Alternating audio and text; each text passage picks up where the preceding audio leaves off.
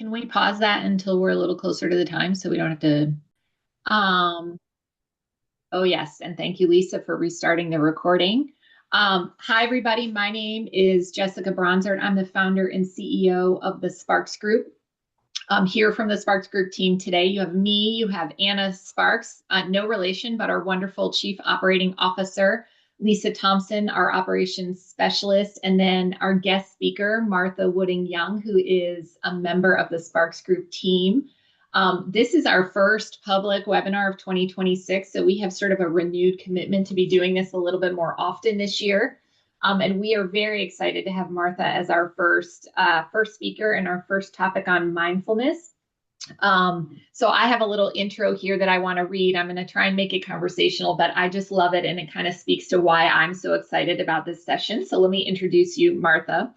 I'm happy to introduce Martha Wooding Young, one of our Sparks Group coaches, and today's guide into the opposable thumb of executive presence. I just love the title, which is about mindfulness, but we're not going to make you sit cross-legged or pray for your enlightenment today.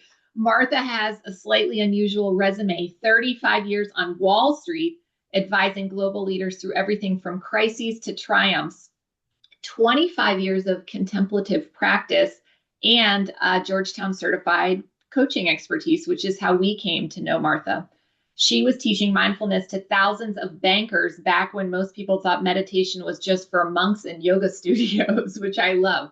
These days, she coaches senior leaders across Fortune 50 companies, startups, government, and nonprofits, helping them to stop performing presence and start actually embodying it. I think that is so intriguing. Her specialty, revealing the hidden decision architecture, running your leadership on autopilot and giving you back the controls. Yes, please. I want that. Today, she's going to show us why mindfulness isn't the whole hand of leadership. It's the opposable thumb, the thing that makes everything else actually work when the pressure is on. So thank you, Martha, for being here today. And I'm going to hand it over to you to guide us for the next hour. Great. Thank you so much to Jessica and Anna and Lisa. This was definitely one of those takes a village things.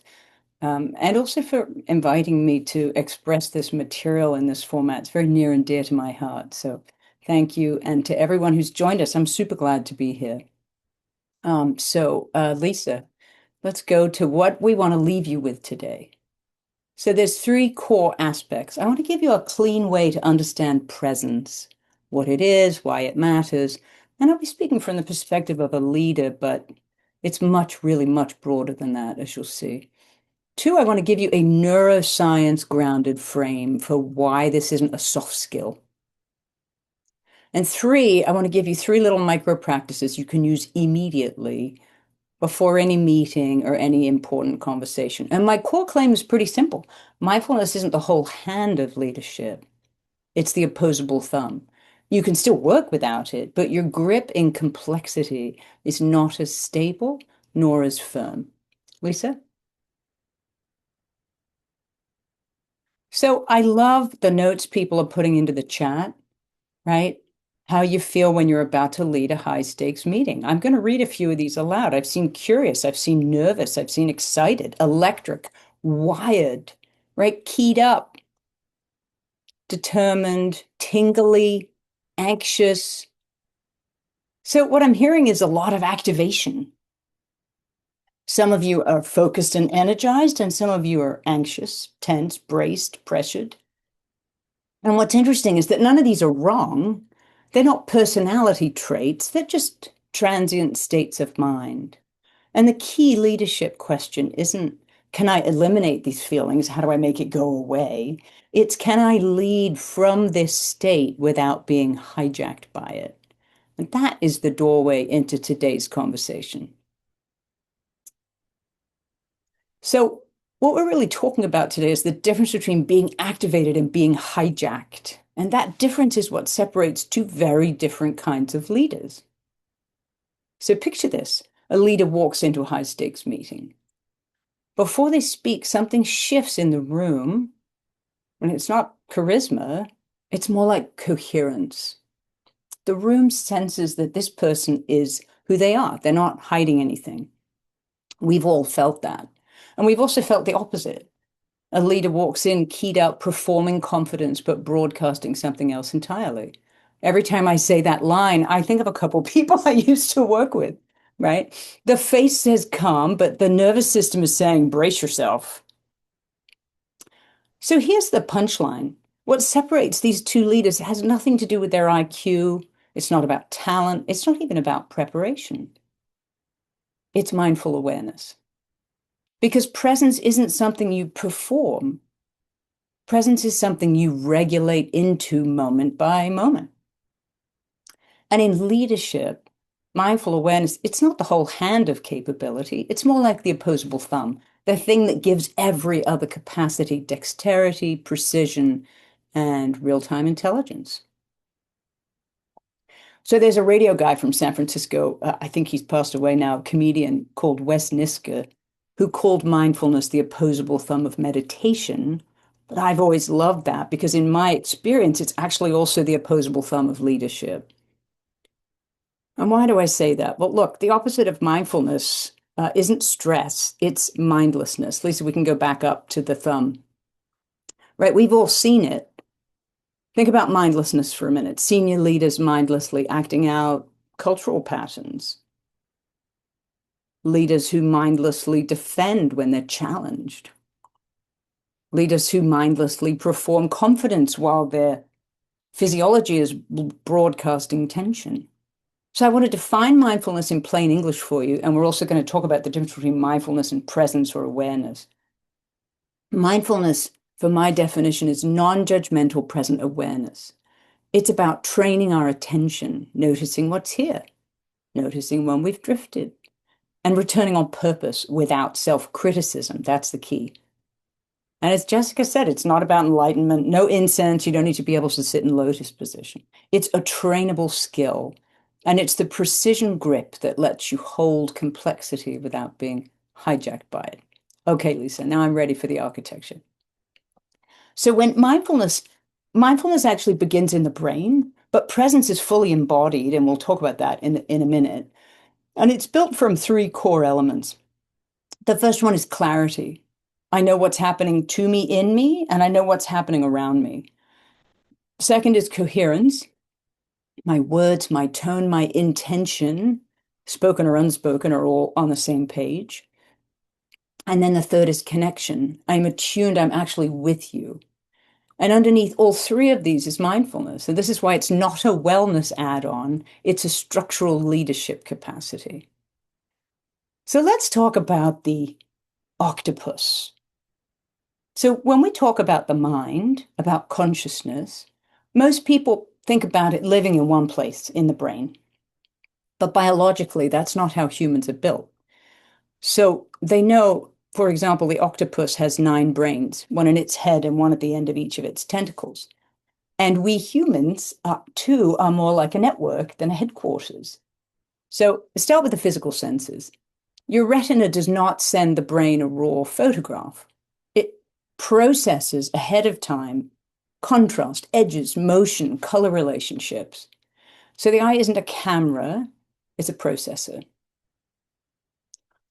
The inner ear, very similar. It doesn't just receive sound. The cochlea actually breaks vibration into frequencies. It's a living spectrum analyzer. And that supports rapid orientation and protective reflexes, right? You think about when we're walking in the woods here and you hear a snap of a twig, you immediately stop and turn around behind you. You don't have to think, oh, there may be a bear, I should turn around. It's all pre-verbal. So this pattern is repeated across all physical senses. So even our basic perception is distributed. The brain receives already processed intelligence from multiple subsystems. Okay, now let's zoom out because I want to talk about 2 really important ones. Now back to we're still on the consciousness. Thank you, Lisa. So in the late 90s and early aughts, researchers brought more attention to the enteric nervous system, the nervous system of the gut. It contains hundreds of millions of neurons and it coordinates complex function with surprising independence. Actually, most of its connections to the brain are not the brain telling the gut what to do, but the gut telling the brain what to do. So a gut feeling really is not just a metaphor. And then there's the heart. So by the late 70s, research had already showed that heart-brain communication also isn't one way.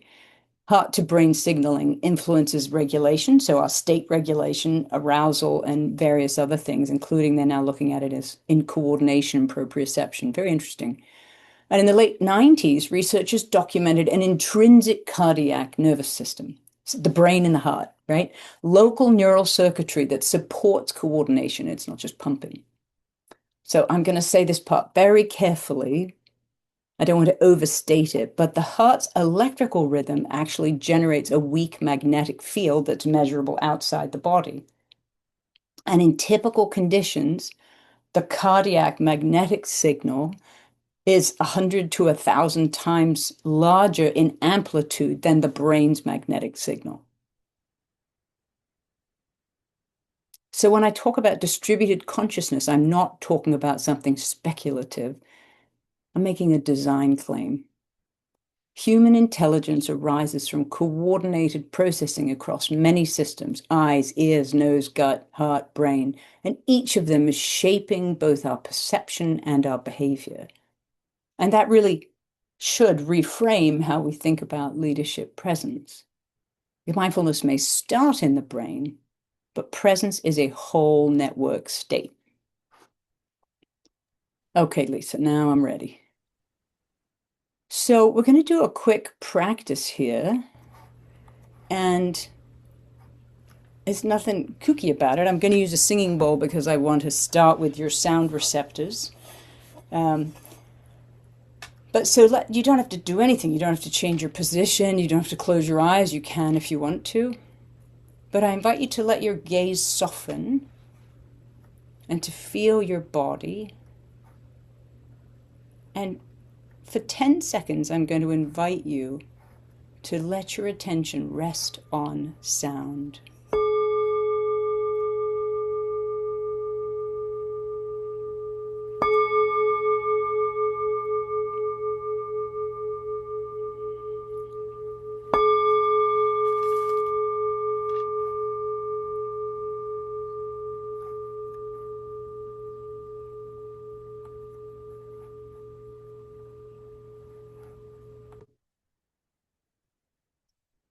And now I want to invite you to move your attention to body sensations. Can you feel the touch of the clothing on your skin?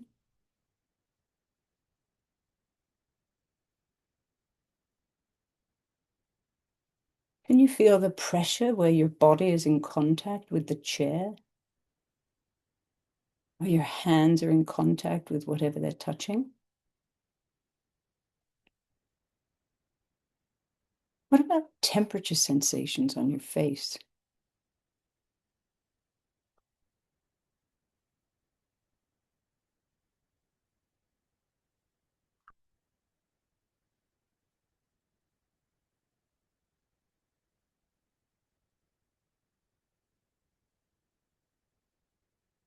Now I want to invite you to drop your attention to around the level of your solar plexus. And then look up at your brain. I like to imagine I'm lying on a hammock strung across the heart. I want to invite you to notice whatever's moving in the brain, not the content, but just the fact that thinking and emoting are happening, or not happening, as the case may be. You're noticing the mind as the thoughts arise, abide, and dissipate.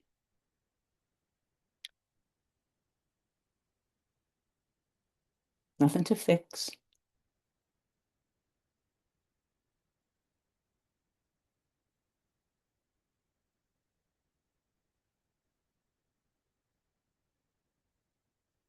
And if you find you're distracted by one of the thoughts, when you notice you're distracted, no problem. You just bring your attention back to resting at the level of the solar plexus, observing the mind do its thing.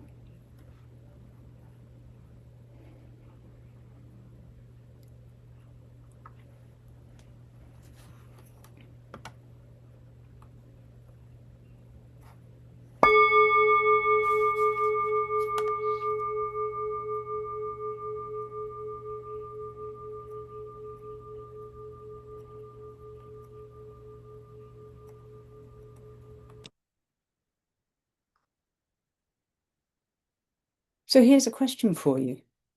Did you notice that you could move your attention on purpose?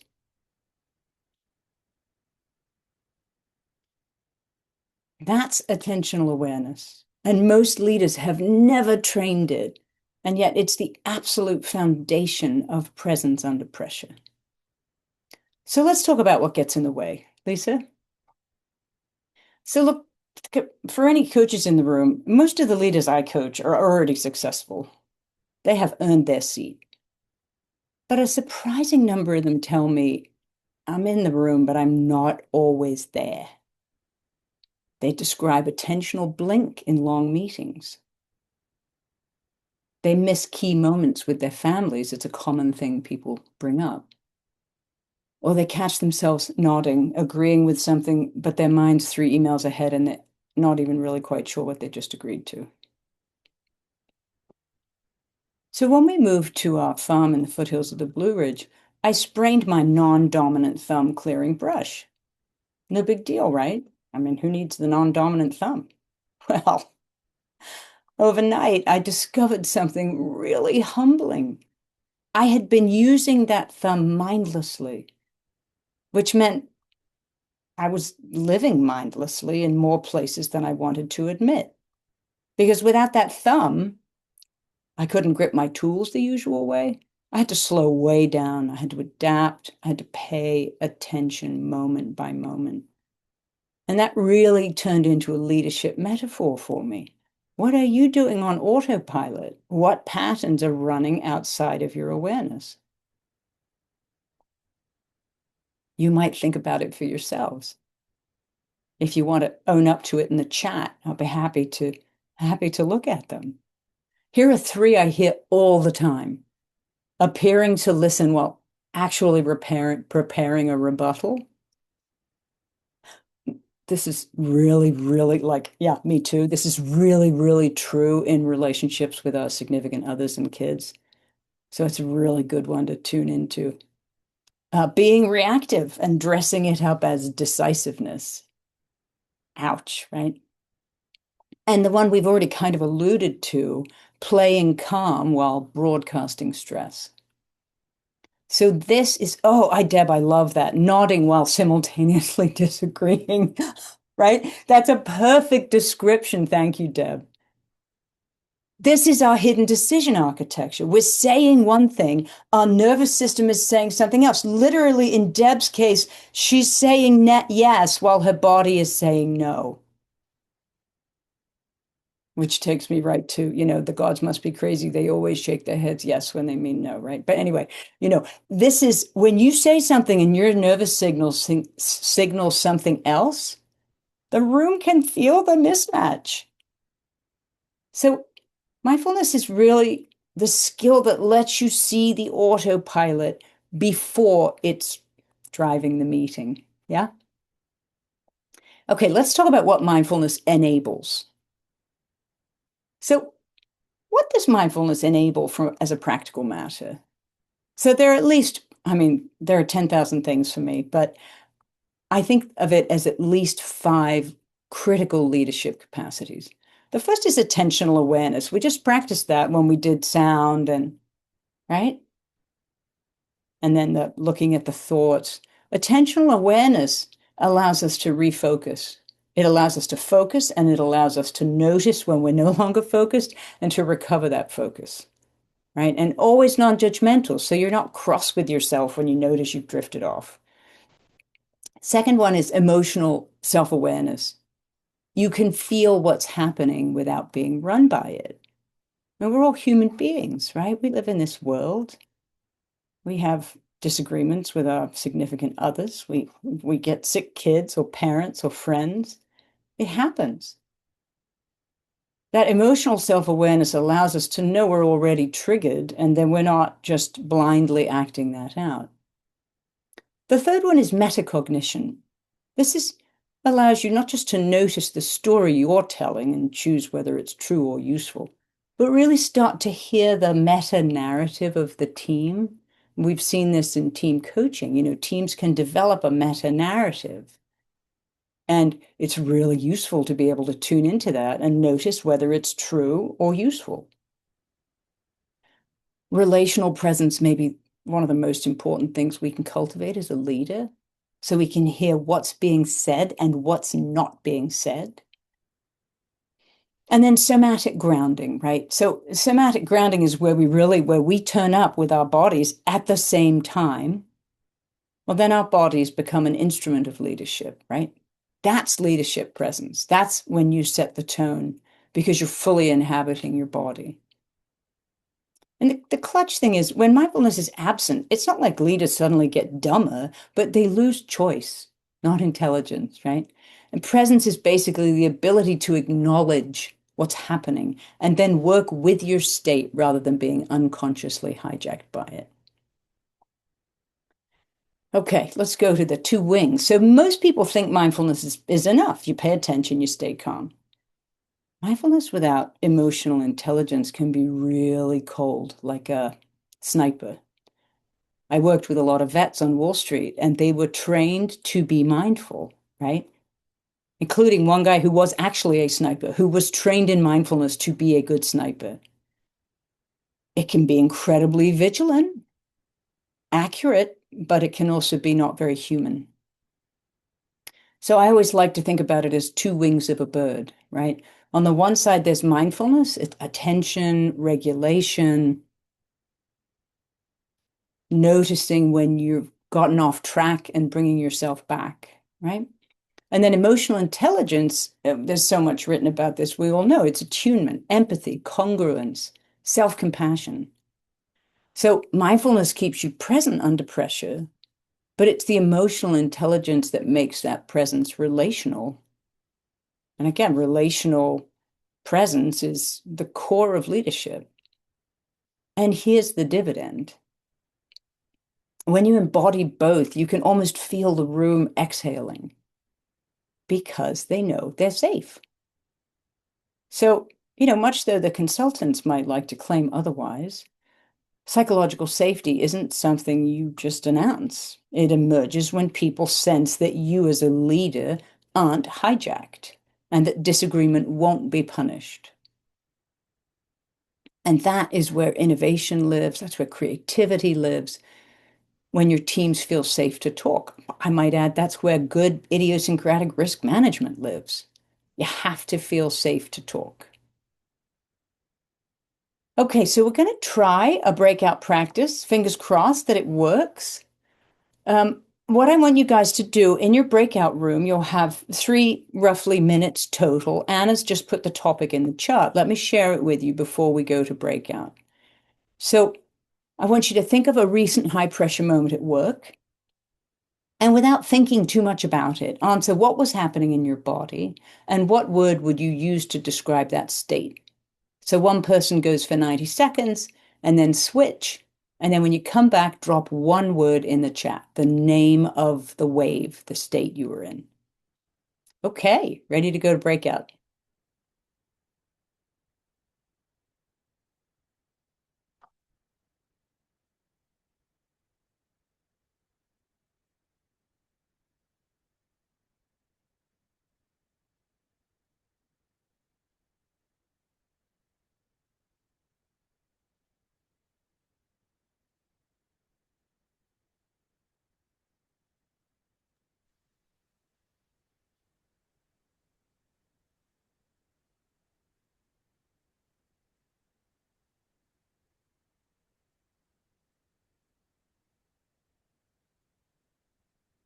Do we have a timer on, or do we know how much time we're giving for this?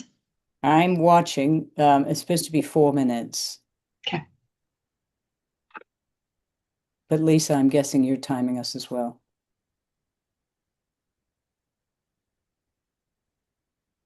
And I noticed we have 14 participants, maybe that we're in a breakout room with 14 people. So if there are people who are in the bigger room, just think to yourself. It's a simple question, right? A recent high pressure moment. What was happening in your body? And what state were you in? What name would you give to it?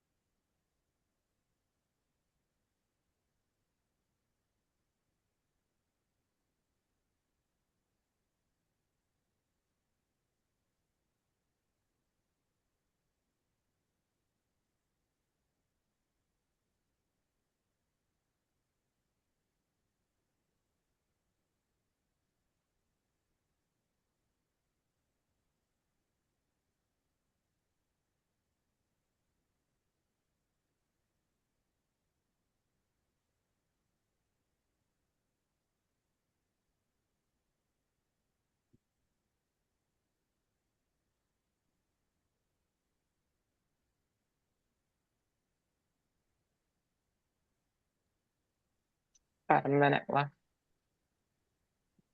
I always give people twice as long as I say I'm going to. I know from my own experience with breakouts. Mhm.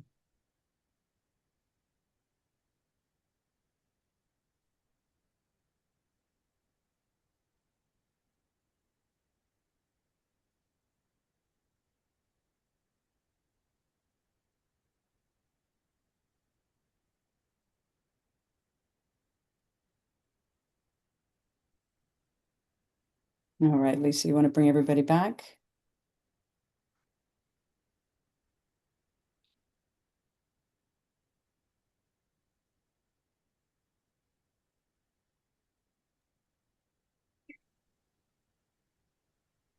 Okay, and guys, as you start to come back in, if you could start putting your words into the chat.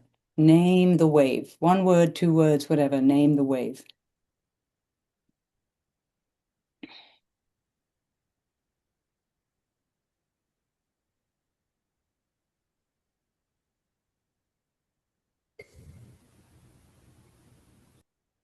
Yeah, folks, come. So again, as you come back into the main meeting room, please drop into the chat what you would call your wave. You mean like the feeling, the state Yeah, when you so say wave? what was happening in your body and what is the state that you were in? What would you name the state that you were in when you were in that high stakes meeting? Yeah, I thank you, Heather. Alert. State of frustration. I hear that. Electric. Yes, Brian, thank you. Thriving. Anxious. Controlled energy. Amped up. In fun flow. Focused. Frustrated. Yeah. You see these words coming in? This is the interior weather. Oh, metabolizing frozenness. I hear that. A state of ridiculousness. This is the interior weather of leadership. Eager and time crunched. So talk for a minute about why this matters. Why am I asking you to name it? Because naming does two things. First of all, it moves your inner state from subject to object, meaning instead of, I am eager and time crunched, thank you, Anne, rather, eagerness and time pressure is arising. So we move it from subject to object. Not that I am eager and time crushed, but eagerness and time pressure are arising. The second thing naming does is it absolutely interrupts the automaticity. And that simple move restores choice. Okay, so let's go to the next slide, Lisa. Can I ask a Yes, question? please do. I think when you say subject object, a lot of us who are coaches probably know what that means to take something that we're subject to and make it object. Could you just add a little bit more about that for those of us that may not be as familiar with that You concept? bet. Thank you, Jessica. I do my best to avoid coachy language, but that is a good one I love because, that. I love that coachy language, but it's a little bit it's a yeah, cool I also concept, own but it it's not from the obvious. mindfulness world. So that's one I slip into really naturally. So when we are subject to a state, we're experiencing it without paying attention to it, right? This is why mindfulness matters. So let's say I woke up and I got a piece of worrying news about a family member. Okay, so now my background valence is worry, kind of negative, right? And the worry is who I am. That's when the state is a subject, when we're subject to the state. We can't see it because we are it. But if I take that worry and I take it out and I put it in front of me so I can look at it, and this requires mindfulness. This is why I like to lie on the hammock at the hut, right? And look up at my brain and go, oh, anxiety is arising. Oh, have to meet my client's boss this afternoon. Concern is arising, right? Whatever it is that you see the state that's arising, now it's a subject. And this is the core primary move of mindfulness. Instead of being overwhelmed by experience, we are able to see the experience, and that changes our relationship to it, right? So rather than I am overwhelmed, overwhelm is arising. Hmm. Thank So you. not That only am I it, I'm not it, I can see it. Yes, lovely. Thank you. I have a very pedestrian way of thinking about this. Can I share it in case Please, it Jessica, that would be needs? great. I am very subject to sweets. Like I love chocolate and candy and all the things. And when I am subject to it, I see it on the counter or on my desk or wherever, and I just consume it, right? There's no conscious choosing. And when I can make it object, I might still eat it, but I am choosing. I'm a little bit more intentional about my decision to consume the thing. Would you, Yeah, is that the I same? Is love that the the example same? because one of the things I always used to do when I taught mindfulness in person was to bring Hershey's Kisses. And I would invite people to grab a Hershey's Kiss as they came in. And then while we were doing practice, I would say, now I invite you to grab one of those Hershey's Kisses. And then I would have them unwrap it, smell it, stroke it, right? And Oh, and now I'm like, can I eat it yet? yeah, This yeah, is yeah. me. That's what they were. Everybody always said, "Can I eat it yet?" And then one guy was like, "Oh, was I not supposed to eat it yet?" Already gone, right? So Okay. here's why they use, well, they typically used to use raisins. Like, I don't even like raisins. So that's why I liked, Hershey's Hershey's Kisses. Kisses. You're speaking my language. All right. So That's right. that's helpful for me that that subject object in mindfulness is the same as kind of the way that A I think hundred about it. percent. A Okay. 100%. And let me tell you one other gift of it. When people suffer from overeating or undereating, mindfulness is incredibly helpful because in my own case, my own personal vice is Trader Joe's dark chocolate covered almonds. Okay. All right. If I come out and I'm crammed in back to back all day with clients with only like 15 minutes, half an hour between clients, I will literally go out and eat a handful of chocolate almonds. And then I might grab another handful on my way back in, right? If I eat those same chocolate almonds mindfully, aware of what I'm doing, I actually can't eat more than two or three of them because Mm-hmm. I don't have a huge sweet tooth. I just love chocolate. Mm-hmm. Yeah. So this move is so important because it restores choice, right? So, and again, I'm going to leave plenty of time for Q&A here, guys. And thank you to whoever said singing bowl back to Catherine. That's right. Catherine, reach out to me afterwards. I can tell you where you can source a good one. This is the bowl that makes the noise, and it is marvelous. Um, so I want to share with you these three micro practices, and we're actually going to play with the other two, play with one more of them. But we just named the wave. You've done it, right? We label the state as it's happening. I am in this state, and the reason I call it the wave is because if you're not paying attention to it, it can feel like the great wave off Kanagawa rolling you off your seat. But if you're paying attention to it, then you're standing on the shore and you see the wave rolling by, right? So move it from subject to object, and at the same time, it allows us to have a choice, right? What's label the state as it's happening? Oh, I would walk into a meeting and I would be bracing. That was a very common condition for me when I lived and worked in Manhattan. Defending, rushing, just the naming of it loosens the grip. Practice number two is a coherence check. We talked a little bit about this earlier on. The coherence check, before you speak in any high stakes moment, ask yourself, does what I'm about to say match what I believe, what I feel, and what I intend? And is my audience ready to receive it? Again, really useful in spousal practice, right? Because if the answer to either one of those is no, you need to pause and reconsider the timing of the conversation because mismatches are naturally going to leak out. This isn't about always saying what we think in the moment. No, it's about really choosing and making sure that we're in coherence with ourselves. This is what I believe, this is what I'm feeling, and this is what I intend. And my audience is ready to hear that.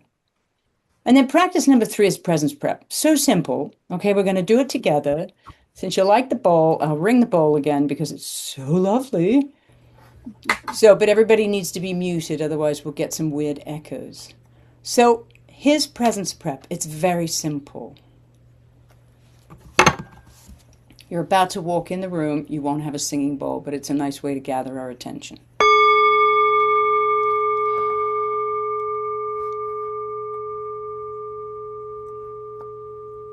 We're simply going to take 3 breaths in absolute awareness.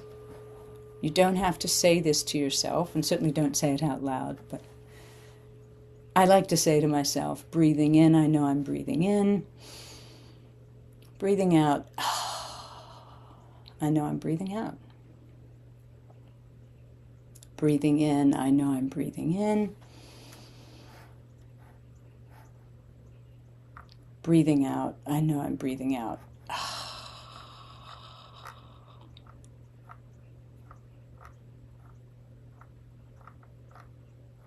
Breathing in, I know I'm breathing in.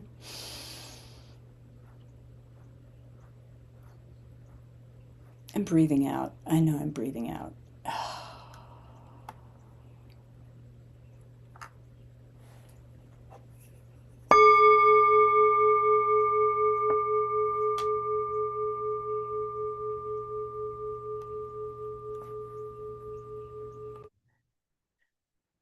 Okay. So, Lisa, I feel like we lost a slide. We lost a slide called What Gets in the Way. I'm not quite sure how we did that. If you don't have the slide, I can talk about it. Yes, sorry about that.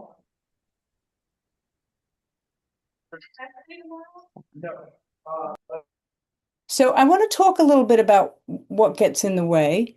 There we go. What gets in the way? So, oh, we did do this. We did do this slide, but I love this picture. If you can go back to that slide for a second, because it's a really important reminder, guys.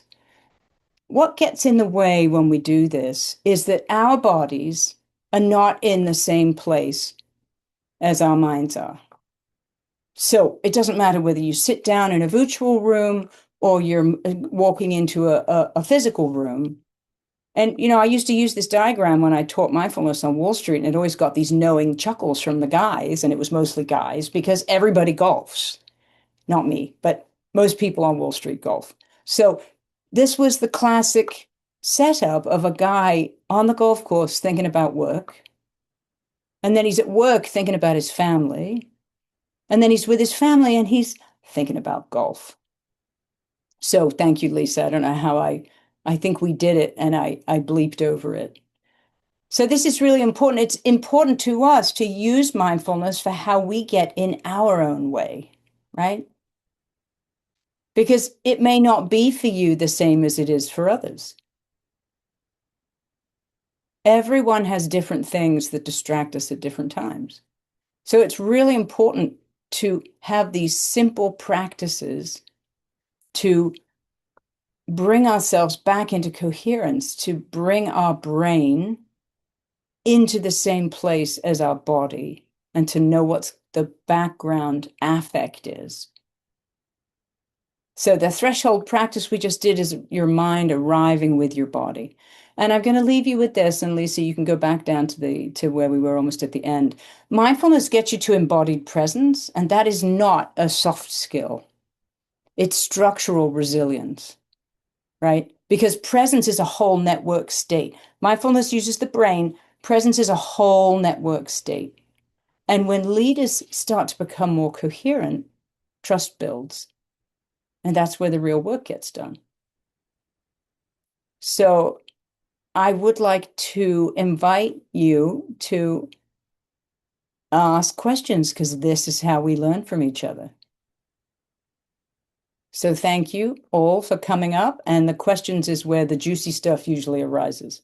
So you can put them in the chat or you can, I don't know how you want to do it. Lisa, you can have people take themselves off mute and we'll go from there. Hey, Martha, this is Anna. Could you talk Yes. a little bit about how this might be used differently or show up differently when you are meeting virtually, as many of us are all day long, every single day, versus like showing up in a room with a bunch of people? Yeah, I'm so glad you asked that question, Anna, because it arguably matters more on Zoom. And I have a second article that I'm writing about this. Um, Even virtually, humans are continuously reading nervous system cues, right? So our nervous system cues are about vocal tone, vocal pacing, facial expression, eye contact, attention. And those are the same channels humans use for co-regulation in person. So virtual reduces the bandwidth, meaning it reduces the amount of that we're able to read. So it makes any mismatch between what you're saying and what your body is broadcasting even easier to detect. So where your focus is, whether you're reactive, whether you're settled, it's social neuroscience. We're built for co-regulation and threat detection through these subtle personal cues. So you definitely lose some information on Zoom. You lose body language mostly. You lose a spatial context. So the signals that remain, voice and face, carry much more weight. And that's why presence practices work online. They change the signal at the source, right? The screen changes the setting, but it doesn't change the nervous system. Thank you, Martha. Yeah, what you're saying about tone really rings true, like how much we can tell by the way somebody says something to us. 100%. And by the way, that tone is really interesting because it goes directly, it talks to not the brain, it talks to our polyvagal system, as far as we can tell, which is the work of the brilliant, groundbreaking work of Stephen Porges, which is our basic mammalian threat detection system. So that tone of voice tells us immediately whether we're safe or we're not safe.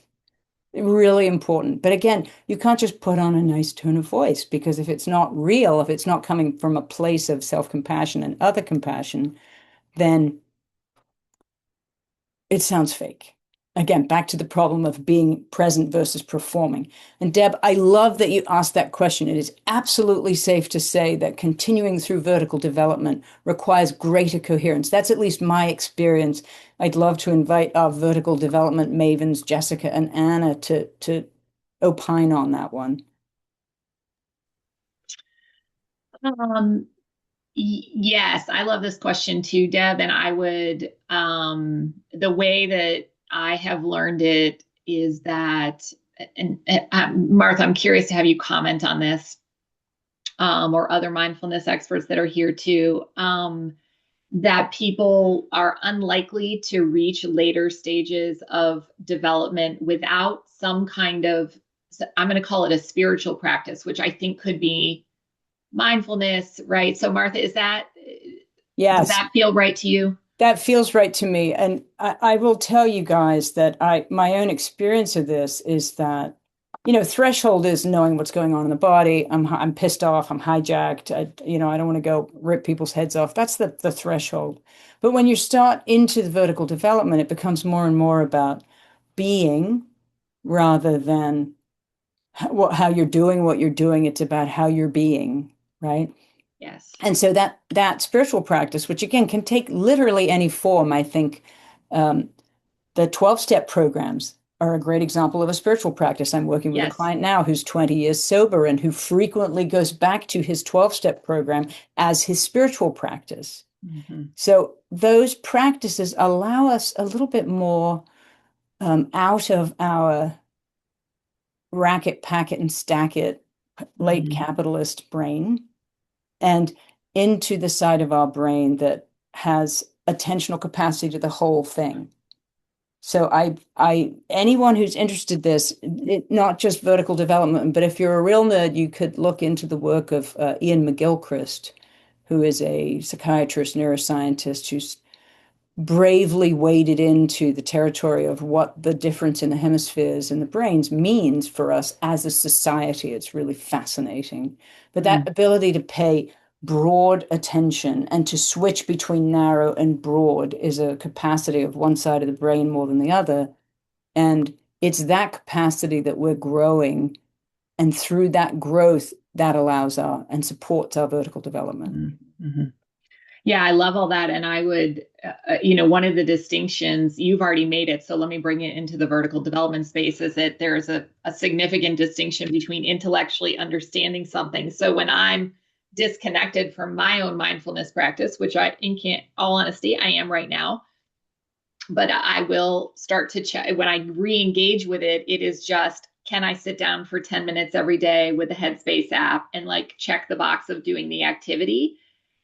That is not what we're talking about here, right? What Martha's really talking about is the embodiment of the practice and feeling the benefit of the practice. And I think that's the distinction I would draw in the vertical development space as well, right? So I've worked with leaders who will say, like, yes, I go to church every Sunday and I'm very faith-based, but it's coming from sometimes, depending on the stage of development, an earlier stage of development expression of that would be, I do that because that's how I was raised, or that's what my family ritual is, right. or whatever. There's sort of an outside in kind of way of embodying that versus at later stages, it's going to be, I do this because it's important to me and I get a lot out of it and it's important for who I am, right? So the activity or the behavior can be present, but the way that it's executed or embodied can be really different. Yeah. Different. Yeah. Yeah, it's such a great way of describing it. And, I talk a lot to leaders about getting out of their heads and into their hearts. And I don't do that until I've, talked to them a little bit about how their attention is, how present they are. And mostly they're using it, but they're not using it on themselves. They're using it on their teams. They're a very high level of attention to who's doing what and how they're turning up, and less attention to what they're doing to themselves and how they're turning up, which can be a real challenge of self-compassion. So, yeah, beautiful. It's a beautiful conversation.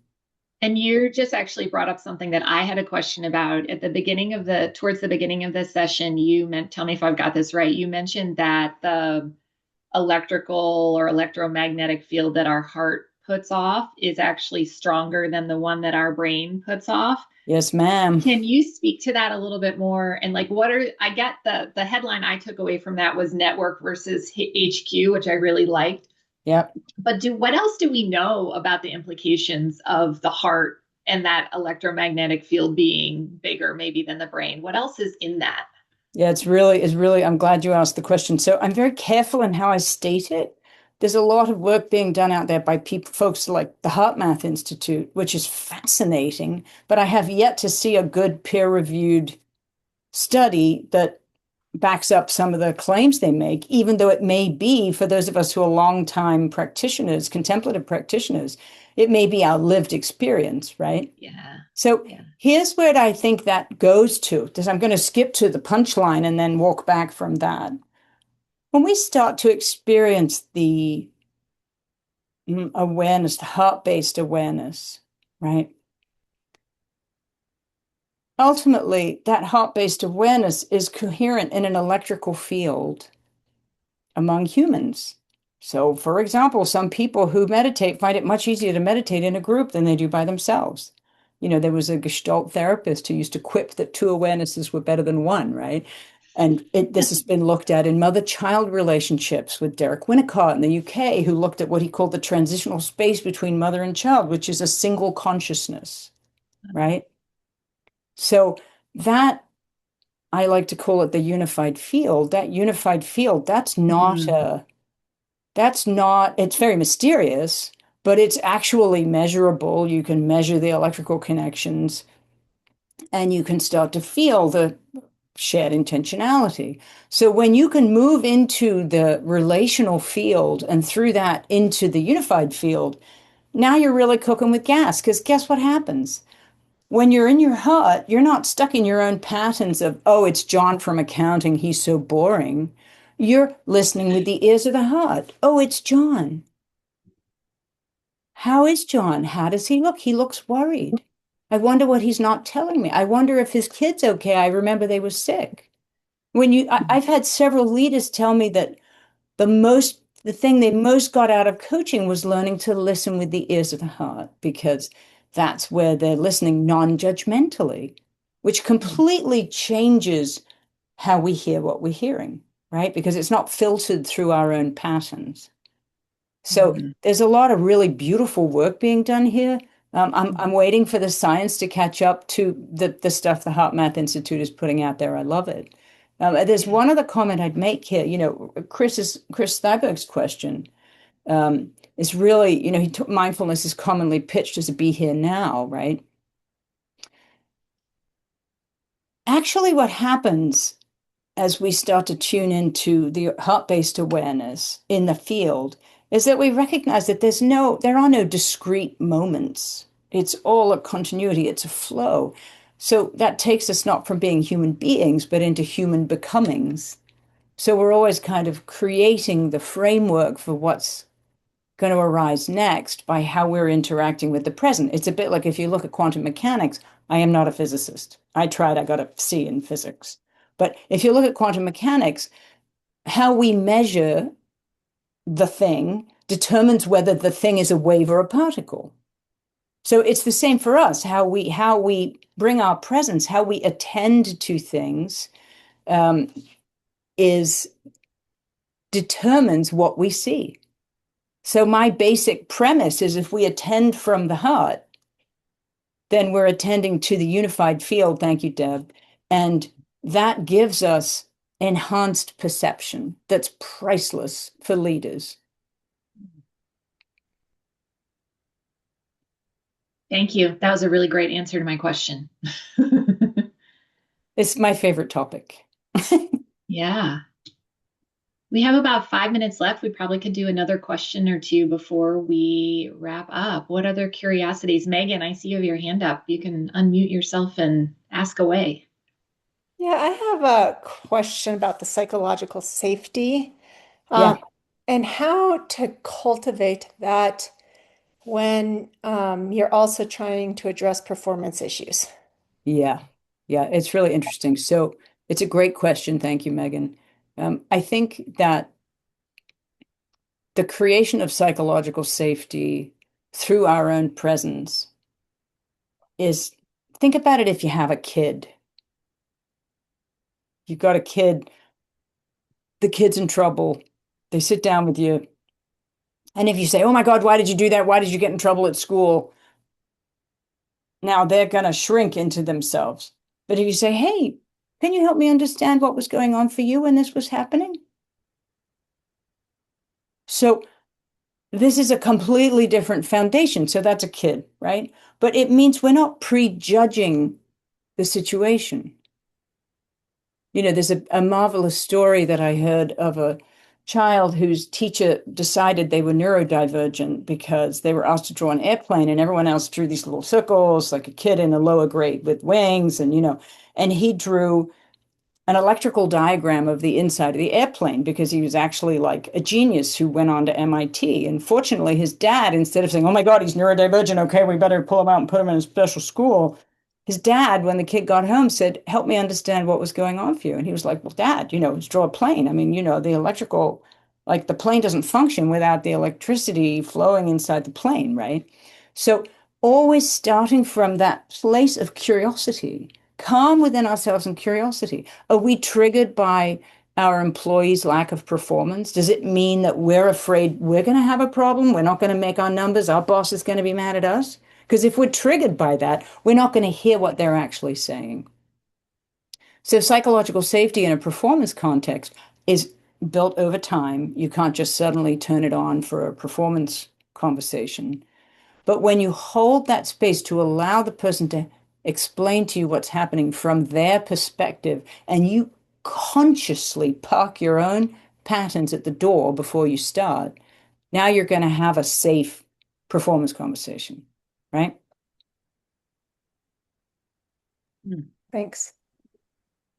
We have a question in the chat that I think could be our last question before we wrap up today. This is from Courtney Rose. Do you have any recommendations or thoughts on neurodivergent folks who might struggle with tone and/or emotional regulation?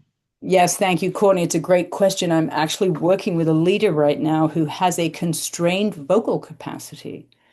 So they don't have the ability to change prosody in the way that others of us do. And for those of you who don't know what prosody is, if I speak to you like this, if you think of a mom talking to a child, trying to talk the child down out of the trees, come on, let's have lunch now, right? Versus, get to the table, you have to eat, I have to leave for my doctor's appointment. You immediately feel the difference in prosody, right? So if you have someone, a lot of neurodivergent people have trouble with prosody, the first place I go is to self-compassion because there's a bracing that happens when they know they're interacting and other people aren't experiencing it. But the second thing is from that place of self-compassion, actually for them to come down into the heart center. And I just want to say, health warning, you have to be careful with this. Anyone who's experienced big T, little t trauma, those are, unless it's been fully processed, that unprocessed, unmetabolized experience tends to live in the body. So you can't blindly take someone into their heart. I have a couple of veteran clients who have PTSD. That's why I always say to the level of the solar plexus, right? So you have to be careful about how you do that. Maybe work with someone who is familiar with the trauma guidelines. But for someone who's neurodivergent, who has trouble with vocal prosody, their expression coming from the heart as opposed to coming from the brain is going to be completely, completely different. So that's important. And struggling with emotional regulation, that's about doing the basic work of coming back to presence, coming into self-compassion. And then from there, they can begin to express empathy in a more visible way to others. There's a lot of research being done right now on creating psychological safety, neurodivergent leaders who are really great at creating psychological safety. So I'm been following that strand. You might have a look in Google Scholar and see what's going on in there. Awesome.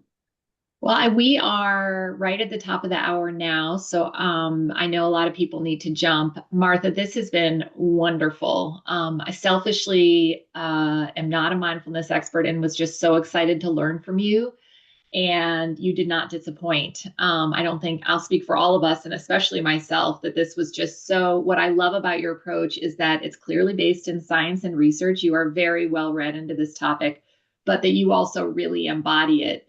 And given your Wall Street experience, and you are definitely a no nonsense straight shooter. And so I just love the combination of the kind of that approach with a topic that sometimes we think is squishy or fluffy or intangible in some way. So thank you so much for legitimizing it, deepening it, making it feel more useful and real. And I don't know, I just really appreciate how you come at it. So on behalf of the Sparks group and everybody who was here today, thanks for sharing your wisdom and your presence with us. Just really, really appreciate it. So thanks thank you to so much, Jessica. And thank you to everyone for coming. And I just want to take my hat off back to the Sparks team, who again kind of poked and prodded at this, like, how could we do this and make it accessible? And that caused me to think about it in a slightly different way than I have before. And it's really been a good. fun process. So thanks for triggering the repackaging, the remapping. Oh, awesome. Good. I'm so glad to hear that. So, well, thank you everybody for being here. We're going to send you off to hopefully have a lovely afternoon with having benefited from Martha's magic over lunch today. So we will be sending out the recording and a follow-up email. If you have any questions or comments, we would love to have them. And just thank you. Thank you. Thank you. Thank you. Have a great day, everybody. Bye.